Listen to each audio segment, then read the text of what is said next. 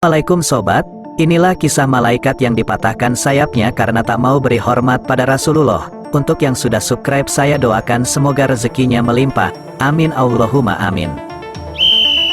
Ada kisah menarik tentang malaikat yang dihukum Allah Subhanahu wa Ta'ala.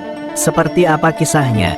Di dalam kitab Mukasyafatul Qulub karya Hujatul Islam, Al-Imam Abu Hamid Muhammad bin Muhammad Al-Ghazali At-Turtusi atau Imam Al-Ghazali, diceritakan tentang hukuman malaikat yang terbukti enggan menghormati kedatangan Rasulullah Shallallahu Alaihi Wasallam. Ketika itu tengah terjadi peristiwa Isra Miraj atau perjalanan Rasulullah Shallallahu Alaihi Wasallam menuju Sidratul Muntaha untuk menerima perintah salat. Di saat itu Rasulullah melintasi langit, terdapat 70.000 malaikat di langit yang berbaris dan melayaninya. Mereka begitu hormat atas kedatangan Rasulullah. Akan tetapi, ada satu malaikat yang enggan memberi hormat. Malaikat itu bahkan tidak berdiri saat Rasulullah melintasi langit.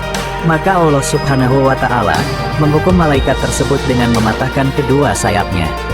Tidak hanya itu, malaikat nakal itu juga diasingkan di bumi dan ditempatkan di atas sebuah gunung yang tinggi. Di tempat itu malaikat yang satu ini hanya bisa menangis dan menyesali perbuatannya. Keberadaan malaikat yang dihukum tersebut diketahui oleh Rasulullah Shallallahu Alaihi Wasallam saat mendapatkan laporan dari malaikat Jibril.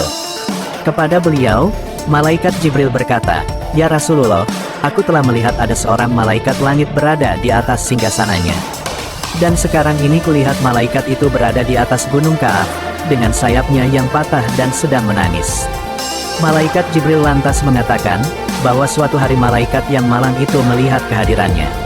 Sambil menangis, malaikat itu meminta pertolongan. "Adakah engkau mau menolongku wahai Jibril?" tanya malaikat malang tersebut. "Apa salahmu?" tanya malaikat Jibril. "Ketika aku berada di atas singgasana pada malam Isra Miraj, lewatlah padaku Muhammad, kekasih Allah. Lalu aku tidak berdiri menyambutnya dan Allah menghukumku dengan hukuman ini, serta menempatkanku di sini seperti yang engkau lihat." Jelas malaikat malang itu yang terus-menerus menangis dan menyesali perbuatannya. Setelah menangkap penjelasan itu, malaikat Jibril pun mencoba untuk memberikan pertolongan dengan merendahkan diri di hadapan Allah Ta'ala. Maka Allah Ta'ala berfirman, "Hai Jibril, katakanlah agar dia membaca sholawat atas kekasihku, Muhammad Sallallahu Alaihi Wasallam." Kemudian malaikat Jibril menyampaikan hal itu kepada malaikat malang tersebut agar membaca sholawat kepada Rasulullah Sallallahu Alaihi Wasallam. Sesuai dengan perintah Jibril, malaikat malang tersebut langsung membaca sholawat kepada baginda Nabi Muhammad Sallallahu Alaihi Wasallam hingga akhirnya Allah Subhanahu wa Ta'ala memberikan ampunan kepadanya. Allah Subhanahu wa Ta'ala kemudian menumbuhkan kembali kedua sayapnya serta menempatkannya kembali di atas singgasananya.